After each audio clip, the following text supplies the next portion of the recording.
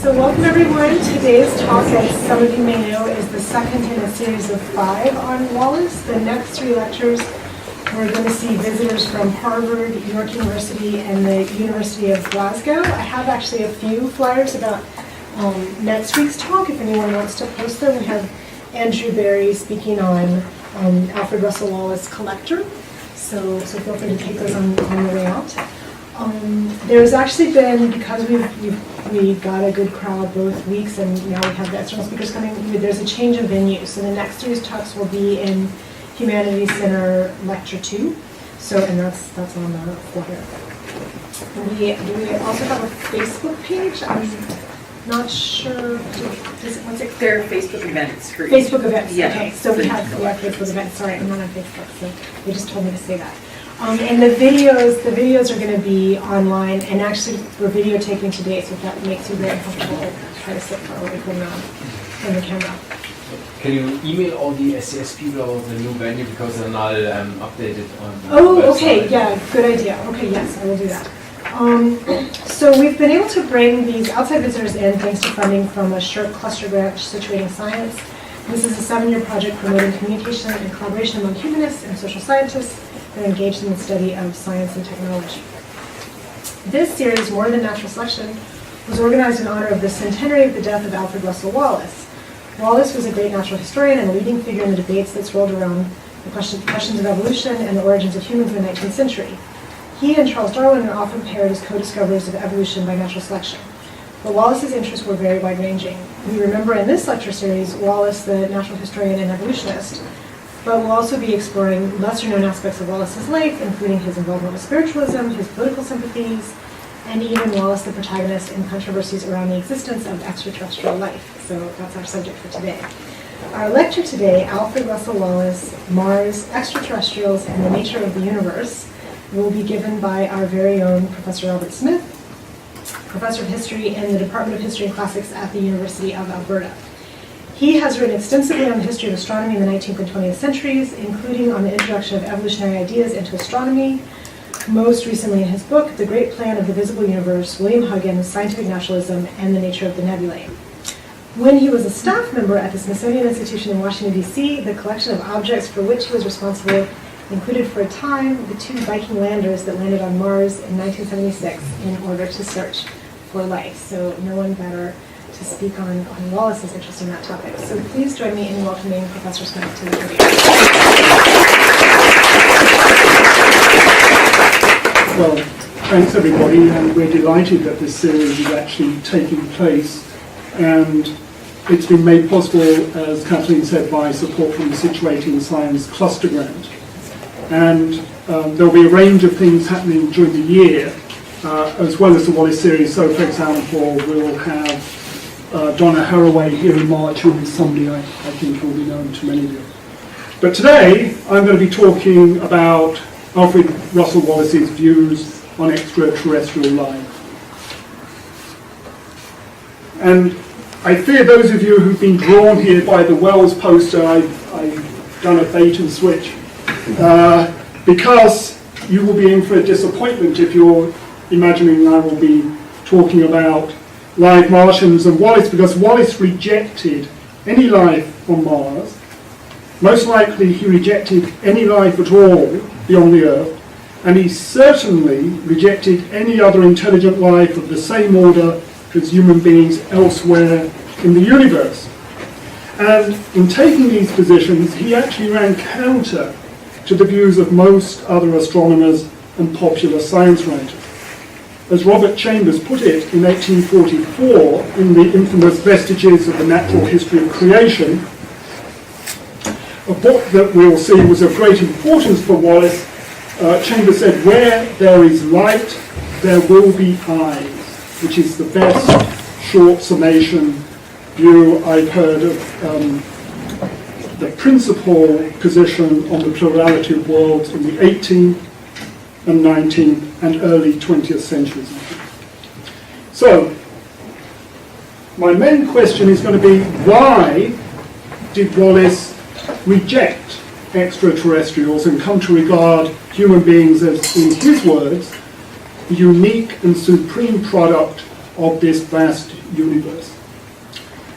But first, and to provide something of an introduction, let me turn to Kepler.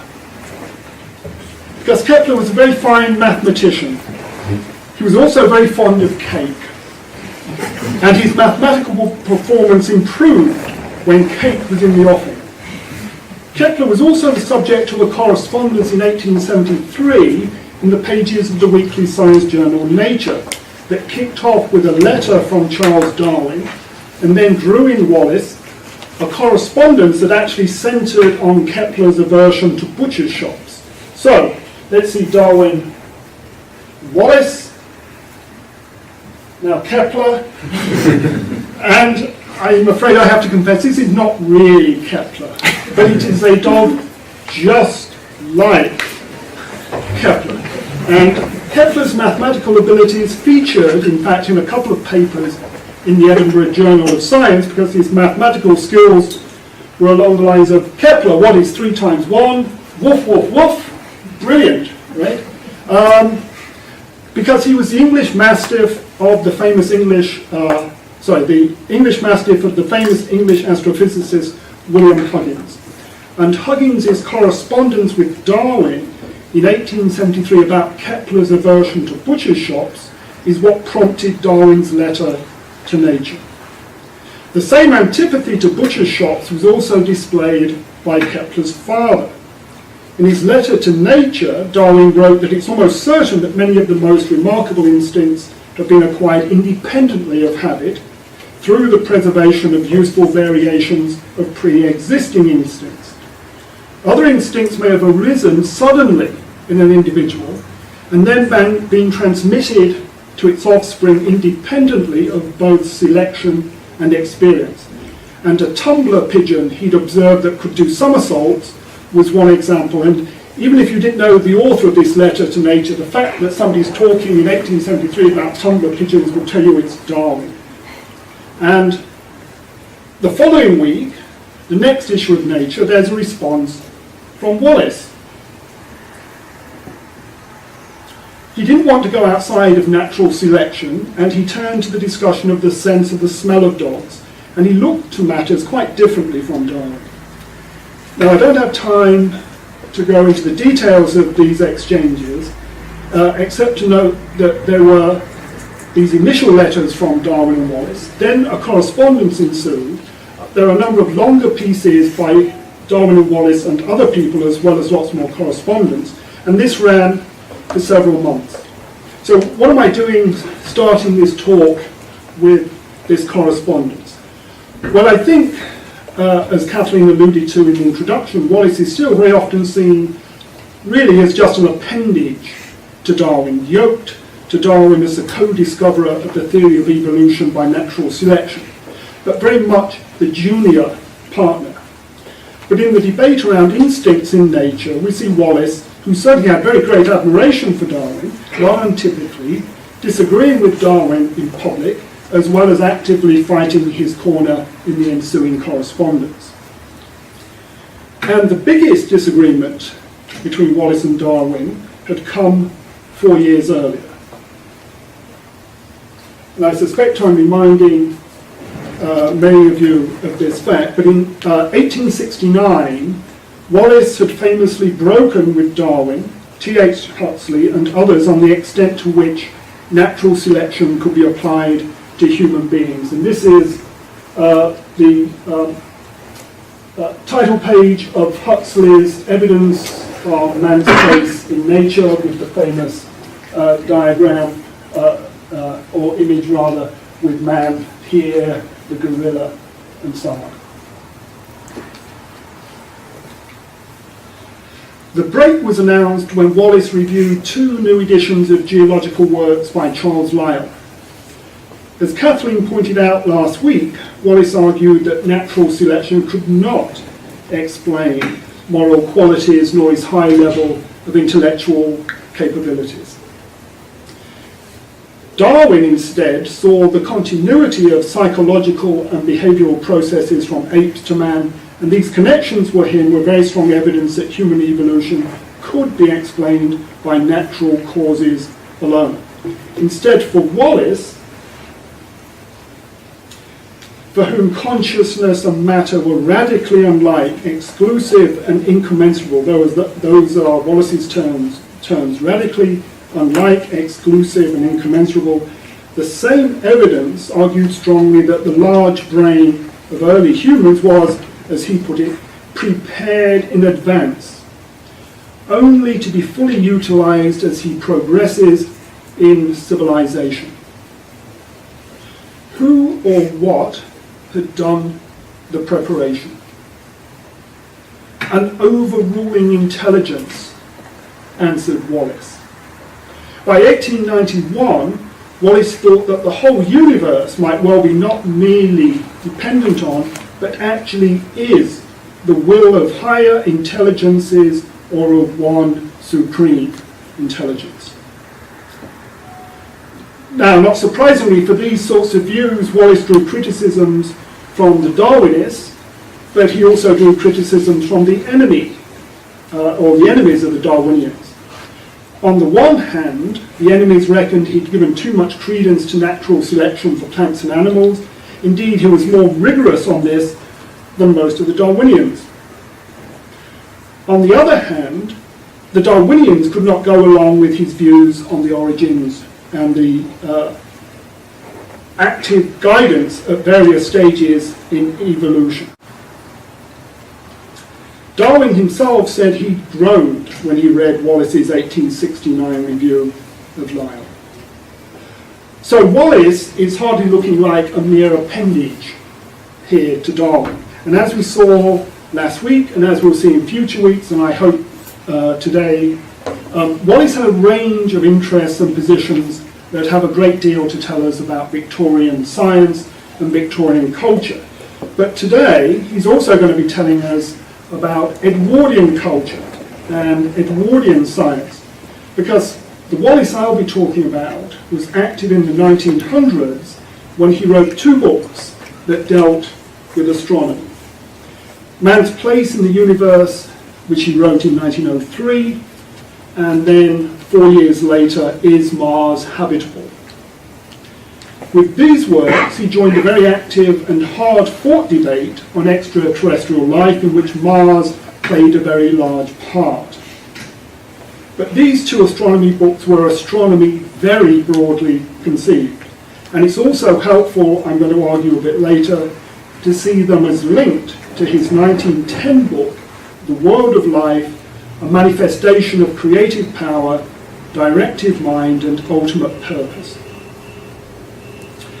So let me turn then to how Wallace tackled the question of extraterrestrial life. And our starting point here is Robert Chambers' famous vestiges, or infamous now, vestiges of the natural history of creation from 1844. The book was published anonymously, the secret of Chambers' authorship held for decades. And this is a book that was very influential for the young Wallace. Chambers was a journalist, he was a publisher, he was a political radical, and he began his account of the natural history of creation with matter spread throughout space, a universal fire mist, as Chambers put it. And from this fire mist, stellar and planetary bodies were born. Over time, as the Earth cooled, life began to form and then evolve through natural processes until humans appeared. And so we've got here an account of what's known as the evolutionary epic, where we have the journey from nebulous material in space to the development and some apes which might just be visible. I'll turn the light off briefly for 2 seconds. So we can see the apes, okay? And then we end up with human beings. And this is actually the frontispiece from a 1905 poem by Henry R. Knight. And I always, when I teach my history of science survey, I threaten to read all 205 pages of Knight's epic poem, Nebula to Man, to the class if they give me a hard time. But this is the evolutionary epic having won. This is 1905. Now, Vestiges, back in 1844, caused a sensation. It was roundly condemned, and not surprisingly, it was very widely read. It sold more copies than The Origin of Species, for example. Wallace thought well of the book, despite what even he judged were its scientific failings. But the key features of Vestiges for Wallace were that it provided him with both an evolutionary outlook, and it also underlined the significance for him of the question of the origin of species. For us today, though, the main point is that Chambers insisted that the plurality of worlds, that there is life on other worlds, was an accepted doctrine, with every one of the numberless planets, as he put it, either a theatre of organic being or in the way of becoming so. As all planets are subject to the same physical laws and contain the same chemical elements, then, as I said at the beginning, the famous quotation from Chambers, where there is light, there will be eyes. So if Wallace had not encountered much in the way of writings on extraterrestrial life before, he'd certainly done so with Vestiges. Opinion throughout the 19th century was really very much in favour of pluralism. For example, in the unpublished 1844 essay by Darwin on the species question, Darwin had put himself in the pluralist camp. Richard Owen, who was the leading comparative anatomist and paleontologist in Britain for some decades, and he was also the favourite of the Anglican establishment who would draw the particular ire of the pro-evolutionists, he argued in his book On the Nature of Limbs in 1849 in favour of archetypes. He's famous for his theory of archetypes and extraterrestrials. The theory of archetypes also enabled Owen to draw inferences about the extraterrestrials. And there's the famous archetype for vertebrates at the top there. The point was that there are many more possible modifications of the vertebrate archetype than are found inhabiting the Earth. But we can expect, Owen argued, we can expect some of the remaining forms to be realised on other planets. Now, I could keep piling up the evidence on the widespread adoption of pluralism, but just let me briefly note, to end this section, another of the great scientific controversies of the Victorian era, as this would also, in fact, be very influential later for Wallace. And this is a controversy that erupted following the publication of William Whewell's book. We see Whewell on the left there. Whewell's 1853 book of the plurality of worlds. Whewell was the master of Trinity College at Cambridge, and he was a towering figure in British intellectual life. Whewell sought to establish the uniqueness of life on Earth, as Wallace would half a century later. Whewell's main foe was Sir David Brewster, who we see on the right. And my favourite intervention in this dispute, in fact, comes from Anthony Trollope in his 1857 novel Barchester Towers, so it's 3 years after Whewell's book was published. Are you a Whewellite or a Brewsterite or a Othermanite, Mrs. Bold? Asks one character. Another one says, you don't have to believe in the pulpy gelatinous matter. I am, says a third, I am for Dr. Whewell myself, for I do not think that men and women are worth being repeated in such countless worlds. In 1903, Wallace would argue that was indeed altogether too monotonous. That's his phrase, word rather, monotonous. Now, there's been a close analysis of the Whewell-Brewster debate by Michael Crow. He's located over 100 participants, as well as 20 books related directly to the debate. 14 of the 20 support pluralism, which is also pretty much in line with the level of support in published reviews and articles. And in making his case, Whewell seized on what Crowe has characterized as dubious observations, overly extended analogies, questionable theoretical claims, and problematical methodological assumptions. But Whewell also claimed that the question of the plurality of worlds would be settled less on scientific grounds than by what he termed moral, metaphysical, and theological considerations. For Whewell, pluralism was religiously dangerous, as he'd come to believe that there were very serious difficulties in reconciling it with Christianity. In particular, it undermined what were for Whewell the most remarkable of God's providential actions, the incarnation and redemption.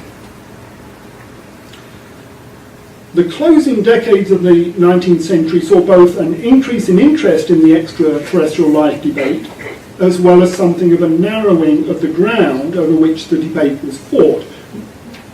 More specifically, a narrowing to Martian ground, and especially to the claims about Martian life by Percival Lowell.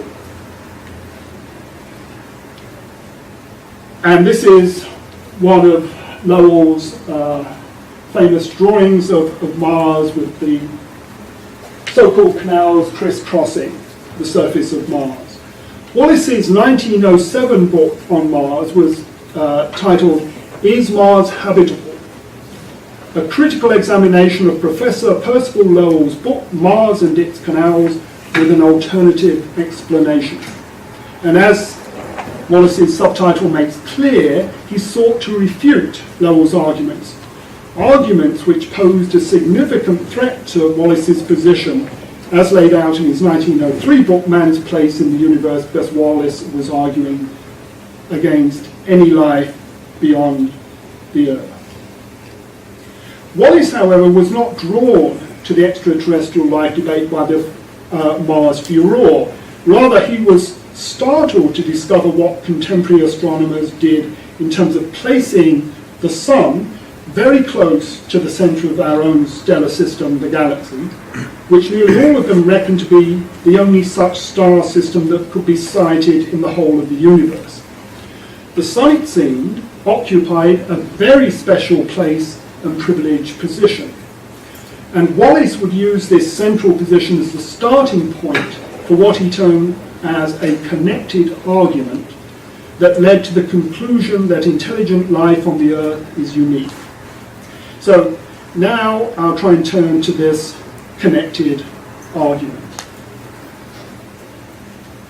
So Wallace is a young man, and in fact as a young surveyor he developed a familiarity with optical instruments. He made his own simple telescope by putting lenses into a paper tube. That activity prompted him to learn more about large-scale instruments, and he had a very long-standing interest in astronomy, in fact. At various times in his career we find him reading up on astronomy, or in 1864, for example, we also find him urging Darwin to read Herbert Spencer's essay on the nebula hypothesis to do with the formation of the solar system.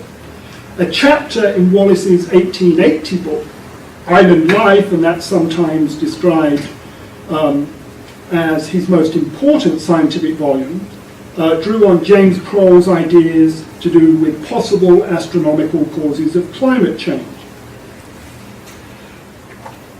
But Wallace turned seriously to astronomy in preparation for the expanded version of his 1898 book, The Wonderful Century, in which, among other things, he examined the science of the 19th century.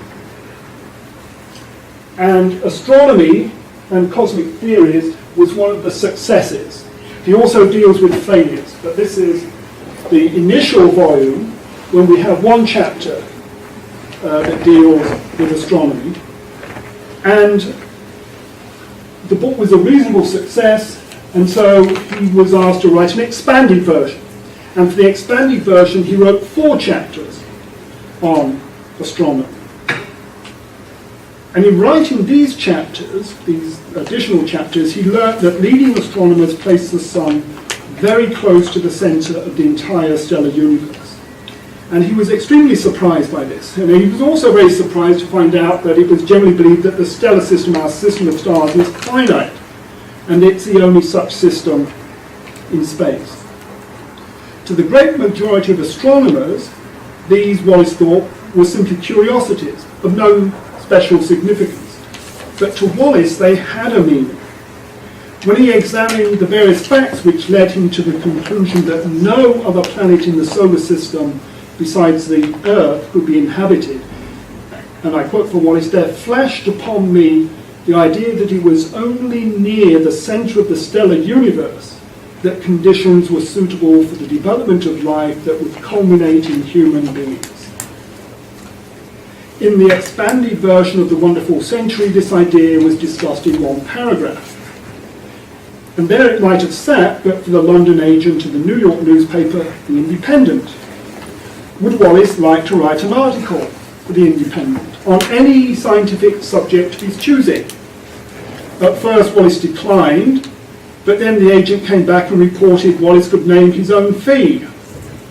Wallace, who was then on the verge of bankruptcy, relented. He decided to expand that paragraph in The Wonderful Century on his astronomical ideas to do with the development of life, and it would, in the end, after initially appearing as an article, be the basis for his book, Man's Place in the Universe. Now, Wallace's agent thought they were onto a winner even before the article was published, and so it was he who proposed to Wallace that Wallace write a book on the subject. Wallace did, and he regarded 6 months when he was at work on Man's Place in the Universe as, quote, the stiffest reading and study he'd ever undertaken. So here's the opening title page from Man's Place in the Universe, but I just wanted to emphasize this subtitle here, a study of the results of scientific research in relation to the unity or plurality of worlds. Scientific research, and that's going to be an important point a bit later. Now, Wallace's agent was quite right, they were onto a winner. The book was a financial success, and it brought Wallace a lot of new readers. And Man's Place in the Universe began with 5 chapters of astronomical background. He explained that the Sun is very close to the centre of our own system of stars. It's the only star system in the universe that is visible, and so we have an infinite universe with one star system inside it. And our own Sun is very close to the centre. This is a famous diagram by the astronomer William Herschel from around 1800. This is the position of our Sun, and this is a cross-section of what we would call our galaxy. It gets repeated throughout the 19th century, not because people think it's particularly accurate, because nobody has anything better. But there's this close to central, we're not absolutely central, but close to central position for the Sun. Here's another stab at trying to map out our own stellar system of stars, the galaxy. And here's the Sun, and this is more of a kind of spiral structure. That's from 1900. And then if you'd have been looking at this object in the late 19th century, early 20th century, then it would be blindingly obvious to you what you were looking at, because manifestly we have a solar system in formation and planets being formed, right? It's obvious, it's a nebula hypothesis made visible. Within a few decades it will be transformed into a galaxy of many billions of stars. But around 1900 this is a solar system that's being formed.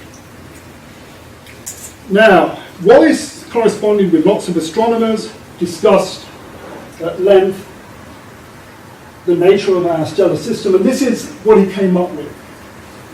This is a diagram of the stellar universe. In the center is what he calls the solar cluster here. And we're looking down at a denser region of stars. If we went to a cross-section, here's what we see. So this would be as if we have lots of stars in a kind of donut. So is that making some sort of sense? So looking down, but here's the position of the sun. Very, very close to the centre. And he got lots of criticisms for astronomers who thought he'd put it too close to the centre. The system, according to Wallace, was about 3,600 light years across. Again, this is 1903. Within 2 or 3 decades, this would look hopelessly outdated, but this was the state of the art, certainly, in 1903. So Wallace was really pretty much in line with the broad thinking of astronomers at this point on the position of the sun, although, as I say, some of them thought he'd made it just too central. Now, why was the central position so important for Wallace? It was because it was only in such a central position that a star like the sun could pour forth a steady supply of heat over a period of time.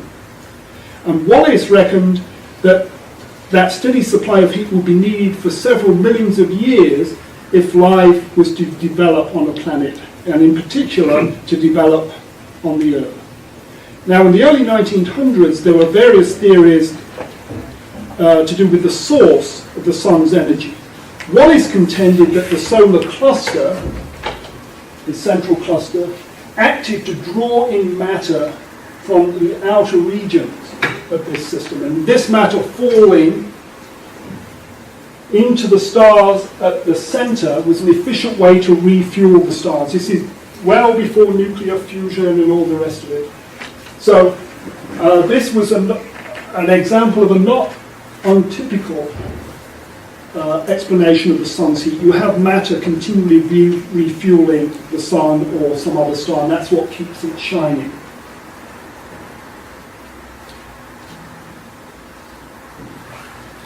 The process was efficient at the very centre, but not very good, according to Wallace, in the outer regions. The stars in the outer regions would therefore not shine for long enough for life to develop on the planets going around them. The number of stars, therefore, that might have planets capable of supporting life could be put at about, Wallace reckoned, several hundred. Wallace then set about what Stephen Dick, who's examined Wallace's astronomical arguments in some detail, has termed a process of successive elimination. Some stars would be too small or too large for the appropriate long-term heat required for the development of life. Others were just in the process of formation, so there had just not been enough time for life to develop. Some stars were paired with others in systems of double stars, so that any planets going around one star in this double star system will be subject to wide variations in the heat that it received. Life could not be expected to develop on such planets. If there were planets travelling around suitable stars, there was no guarantee that they were the right mass to hold an atmosphere, say, or the right distance from the star, either getting too hot because they were too close to the star or too cold because they were too distant from the star.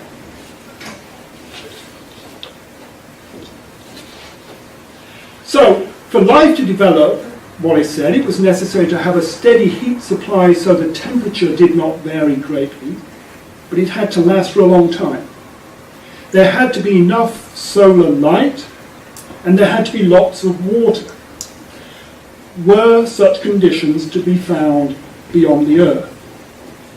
From his analysis of the astronomical background, Wallace reckoned it was highly improbable that they can all again be found, these are his words, all again be found combined either in the solar system or even in the stellar universe. Further, Wallace saw no reason to suppose organic life could develop unless the same conditions and laws applied elsewhere as applied on the Earth. Then, in addition to what he called his connected astronomical argument, he also gave a short argument from purpose. What if the Earth is really the only inhabited planet in the universe? What should we make of this? In Wallace's view, one sizable group, including probably the majority of scientists, would explain this just as a coincidence. But Wallace expected the much larger body of opinion to hold that mind is actually superior to matter and distinct from it.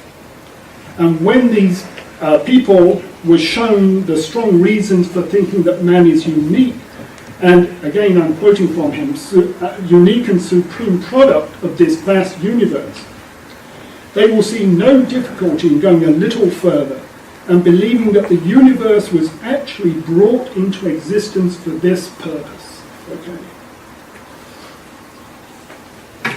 Now, for the fourth edition of Man's Place in the Universe, Wallace also added another argument that sprang, this time from the theory of evolution. His basic point was that humans are the result of a very long series of modifications of organic life that have occurred under particular circumstances. The chance of such circumstances occurring elsewhere must be tiny. Further, even given the enormous variety and diversity of life on the Earth, no other animal comes close to humans in terms of moral nature or intelligence.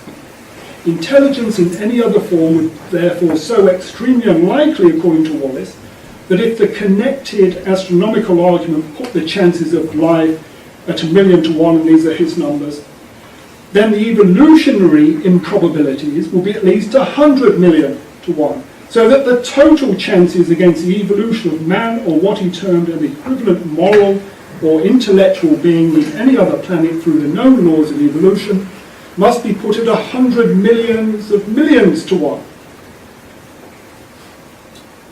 So, zero chance basically, or just an infinitesimally small chance of life. Yet, there is Percival Lowell saying that on the astronomical doorstep, there is clear evidence of life on Mars. So Wallace faces a serious problem close to the Earth in the shape of Mars.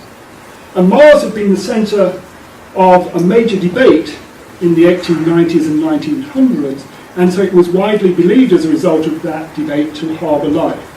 And this debate was given additional fuel in 1906, when Percival Lowell, seen here at the eyepiece of his telescope at the Lowell Observatory in Flagstaff in Arizona, Lowell published his book Mars and Its Canals.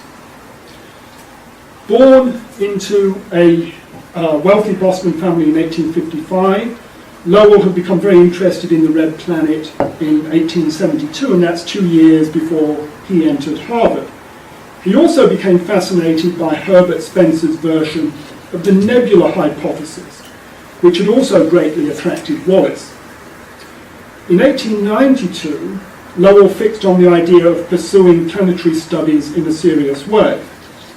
Giovanni Schiaparelli, an Italian astronomer,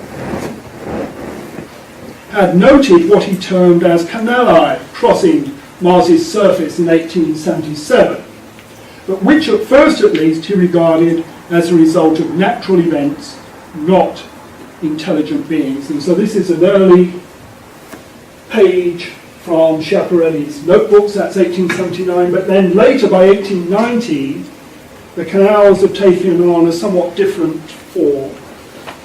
We've got them longer and straighter, for example. Now, as Lowell would tell the story, by the early 1890s, Schiaparelli's eyesight was failing, and so Lowell resolved he would pick up the baton. And in 1894, Lowell established his observatory. He equipped it with a very fine telescope, hired a small staff, and set about examining Mars. He published his book Mars in 1895, and a string of publications followed. And after a few years, maps with this level of sophistication started to appear, and perhaps his most compelling book was the 1906 Mars and Its Canals. The first sections of the book were devoted to explaining his map of the planet and how he decided on the reality of the different features. Lowell also emphasised that the canals, the oceans,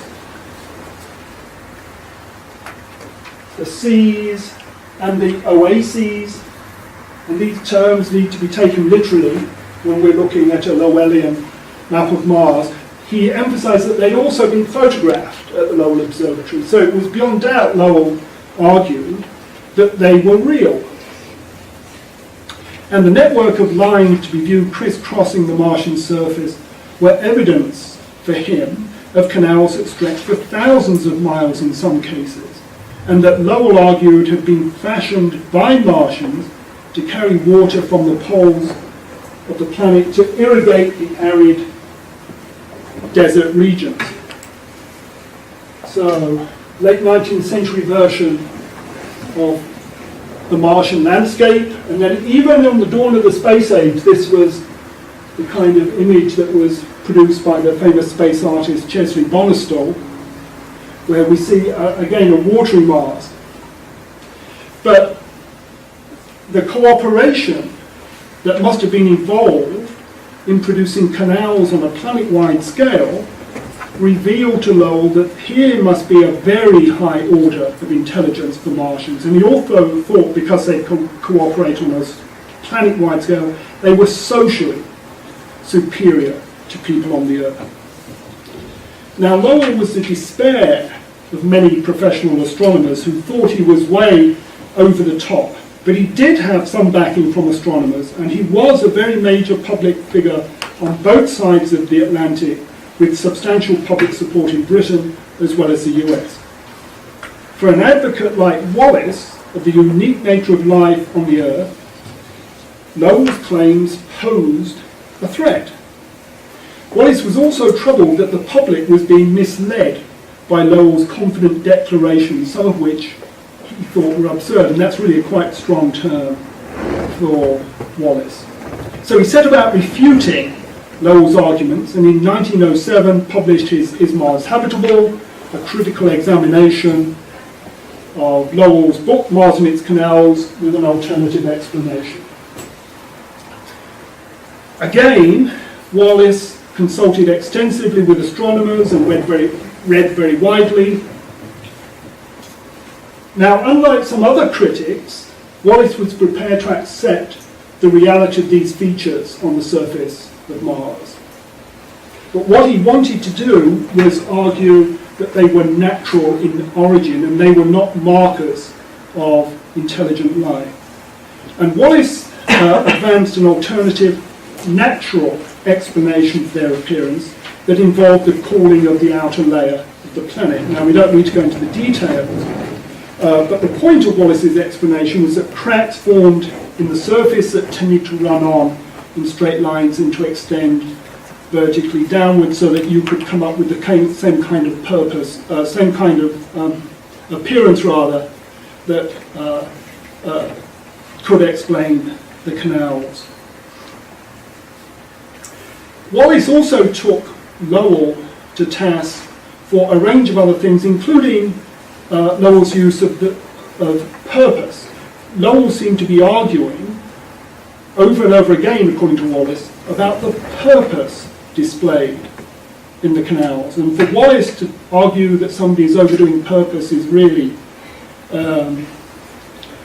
quite an interesting moment, because by this point clearly Wallace had adopted a specific sort of theistic teleology. Wallace also, as well as focusing in on the appearance and trying to come up with alternative explanations of the appearances, looked at the temperature of Mars and argued it was just not conducive to life. I mean, Lowell had argued that the temperature of Mars was similar on most of the planet to temperatures in temperate regions on the Earth. Wallace said that just wasn't so. He also argued that there was no evidence of water vapor.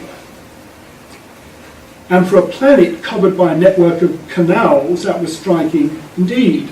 And so a lot of the debate was around, is there water vapor or not? But Wallace's conclusion was that Mars is not only uninhabited, by intelligent beings, such as Mr. Lowell postulates, but is absolutely uninhabitable. Now, Wallace did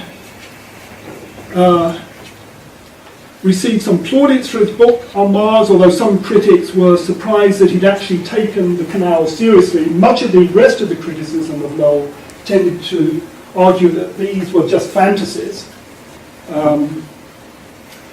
But Wallace took them seriously and tried to explain them in natural terms. His book, however, Man's Place in the Universe, was very heavily criticised, and I mentioned that a little bit earlier, that some astronomers have thought he put the sun too centrally in the universe.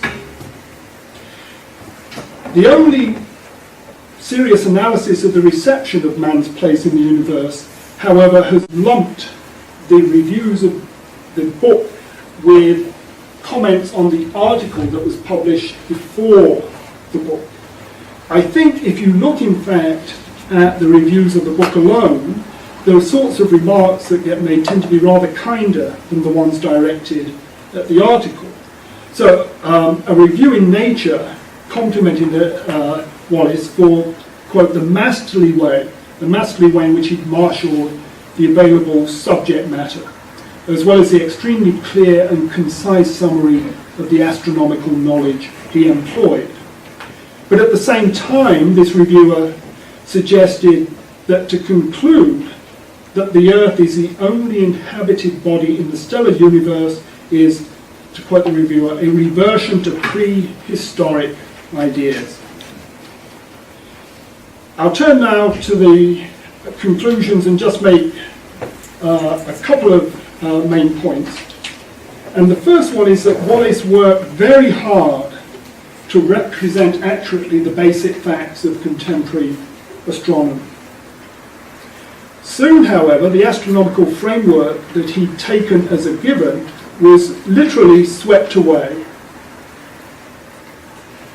So Wallace was writing Man's Place in the Universe 1903. By the late 1910s, this is the kind of model of the stellar universe that was in play, our own galactic system. Wallace had put the sun very close to the centre of our stellar system. By this point, it was widely believed that the sun, in fact, was about 100,000 light years from the centre. And the whole of the galactic system might be up to 300,000 light years across.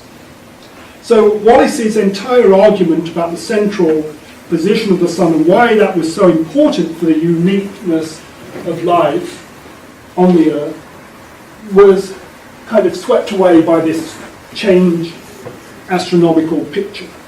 Similarly, the idea that this is the only such star system in space, that had gone by the 1920s.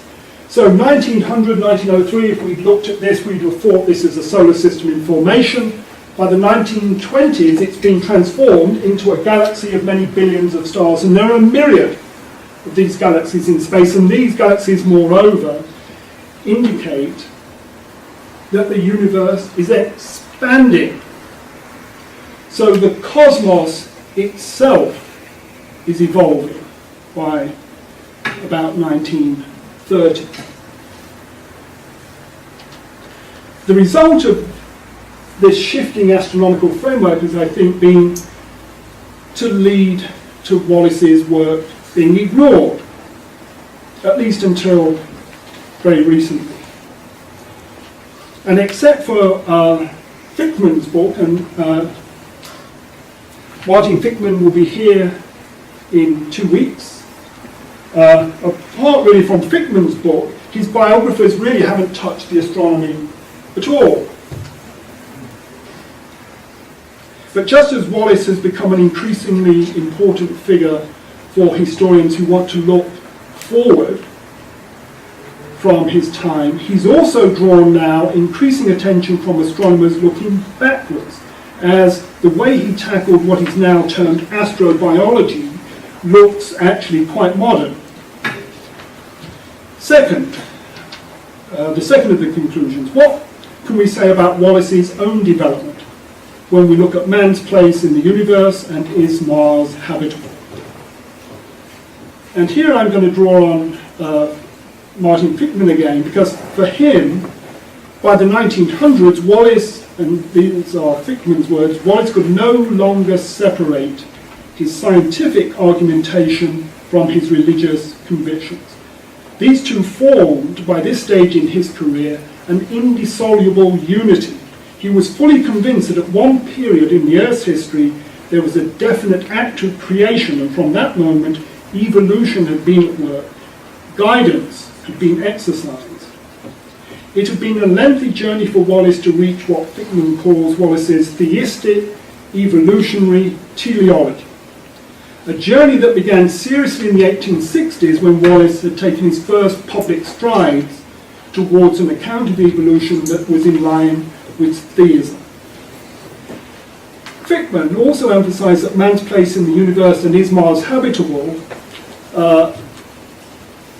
These two books should be read together really with Wallace's 1910 book, The World of Life. In The World of Life, Wallace sought to sum up half a century of thought and labour on what he always called the Darwinian theory of evolution. But he also wanted to go further than he'd done before and explore the nature and causes of life. And through this exploration, his readers would understand that, and again these are his terms, Wallace's terms, a creative power, a directive mind, and an ultimate purpose were essential to explaining the natural world. And what was the ultimate purpose? It was the development of man, the one crowning product of the whole cosmic process of life development, the only being which can to some extent comprehend nature, appreciate the hidden forces and motions everywhere at work, and can deduce from them a supreme and overruling mind as their necessary cause. For Wallace, what he was doing in part was also really to extend the reach of science. That, I think, was what he believed himself to be doing. He was just extending the reach of science, just as I suspect when Christine Ferguson comes and talks to us about spiritualism, there, Wallace's project is with the spirits to extend the range of science. Now, within weeks of the publication of Man's Place in the Universe, an interviewer queried Wallace about a recent book by the physicist Sir Oliver Lodge. Did Wallace agree with Lodge, the interviewer asked, that the attempt to explain the universe by chance had absolutely failed? It must have had a designer, an infinite being. Did Wallace agree? Yes, he did agree. My whole argument tends in that direction, though my object in writing Man's Place in the Universe was purely scientific, not religious. And there'd also been, for Wallace, no supernatural deity in terms of first causes. The universe was infinite in extent, and it had also existed for an infinite time. Instead of a single being that acts everywhere in the universe as, and these are Wallace's words, direct creator, organizer, and director of every minutest moment, he preferred to think of infinite grades of beings. In writing about extraterrestrials, or rather writing about the complete lack of extraterrestrials, Wallace, I think, was in fact engaging with the nature of human beings, so that his robust examinations of the case for extraterrestrials had served to underline for him the uniqueness and very special status of human beings. And so maybe the way to finish is just a short extract from Wallace in Man's Place in the Universe, which I think kind of nicely sums his positions up. I submit that the whole of the evidence I have here brought together leads to the conclusion that our Earth is almost certainly the only inhabited planet in our solar system. And further, that there is no inconceivability, no improbability even, in the conception that in order to produce a world that should be precisely adapted in every detail for the orderly development of organic life culminating in man, such a vast and complex universe as that which we know exists around us may have been absolutely required. So that is the purpose of the universe, to produce us and our associated beings.